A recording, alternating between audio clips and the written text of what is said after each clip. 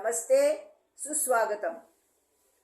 Welcome to the 9th session on encountering the attack and how to guard from the enemies.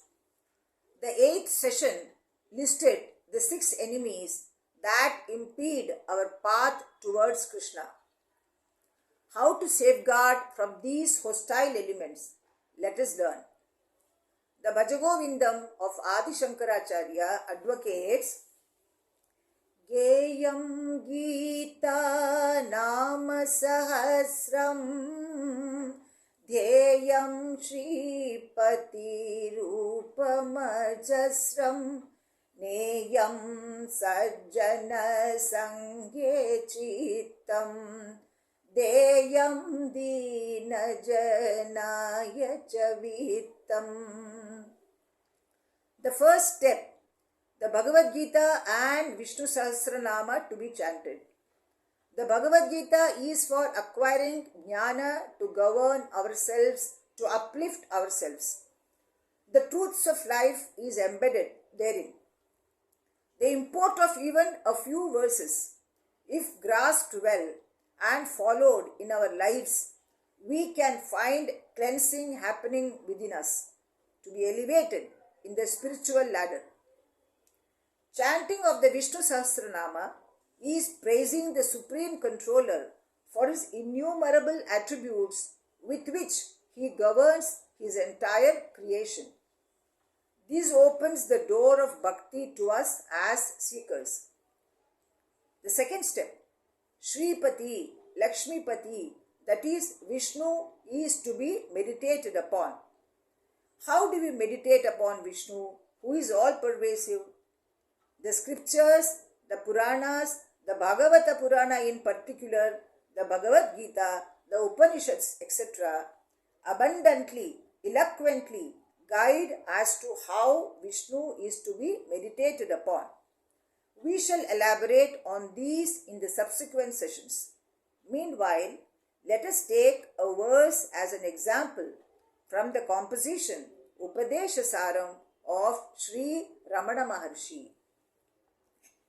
Jagata Ishadhi Yukta Sevanam Ashtamurti Deva Pujanam. Meaning, the service to the world, Jagata Sevanam, with the attitude of worshipping the Supreme Being, Ishadhi Yukta, is the true worship of God, Deva Pujanam, who is the wielder of the eightfold forms, Ashtamurti Bhrit. The eightfold forms refer to space, air, fire, water, earth, the 5 great elements, that is the Panchamahabhutas, the 6th being the moon, that is planets and satellites, the 7th, the sun, that is stars and constellations, and the 8th being the Jiva, the experiencer of the universe. The Supreme Controller being Sarvavyapi, that is omnipresent, perceiving him in these forms with the right vision is worshipping him. This idea is expressed in the Bhagavad Gita also. Bhumirapo nalo vayu khambano buddhirevacha ahankara iti yamme binna prakritirashtadha. The Bhagavad Gita adds further, apareyamitastvanyam prakritim vidhi me param jiva bhutam mahabaho yayedam dharyate jagat. Meaning, this is the lower prakriti, different from it.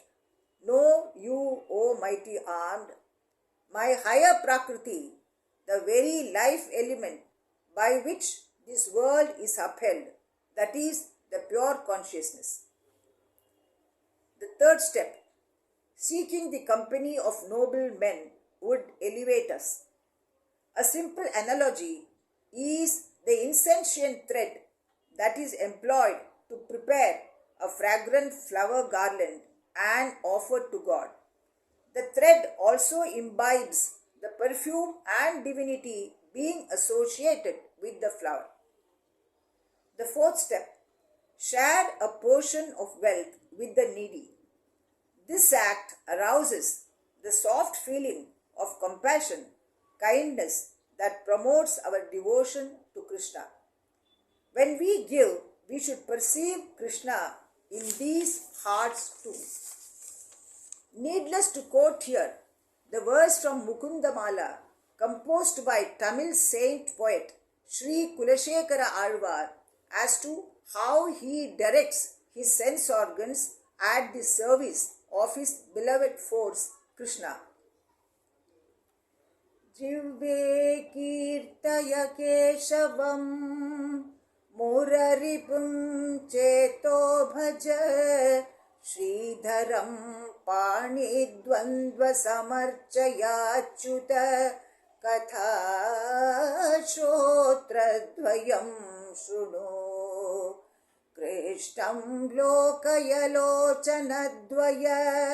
Hare गच्छाङ्घ्रियुग्मालयम् जिग्रघ्राणमुकुन्दपादतुलसीम् मूर्धं नमादोक्षजम्. O tongue, Jive, sing the praises of Keshava.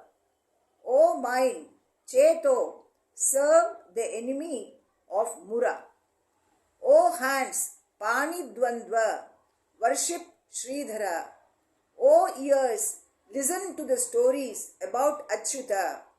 O legs, walk to Hari's temple. O nose, smell the tulasi leaves strewn at the feet of Mukunda. O head, bow down to Adhokshaja, that is Vishnu. Bhakti sublimated leads to total surrender before the beloved deity.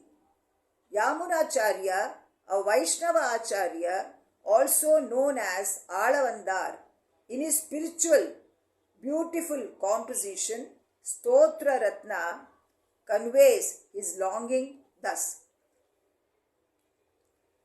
Nirakasyapi natavadutsahe mahesha hatum tava padapankajam rushanirastopi shishustanandayo najatu Matuscharano jihasati, meaning, O great Lord, though you may reject me, I have no inclination to relinquish your lotus feet. Even though pushed away by its mother, the suckling baby does not wish to leave its mother's feet. In conclusion of this session, one might ask, why should one hold on to the feet of Supreme Being? This verse from the Narada Bhakti Sutras has the answer. Yat prapya na kinchid vanchati na shochati na dveshti na ramate notsahi bhavati. By attaining which, that is divine love, he does not desire anything else, neither grieves over any loss or death of dear ones, nor hates anything, does not indulge in sensual pleasures, nor does he feel any urge for the acquisition of material things. Let us reflect on the precious guidelines given in this flower of wisdom. Dhanyavada.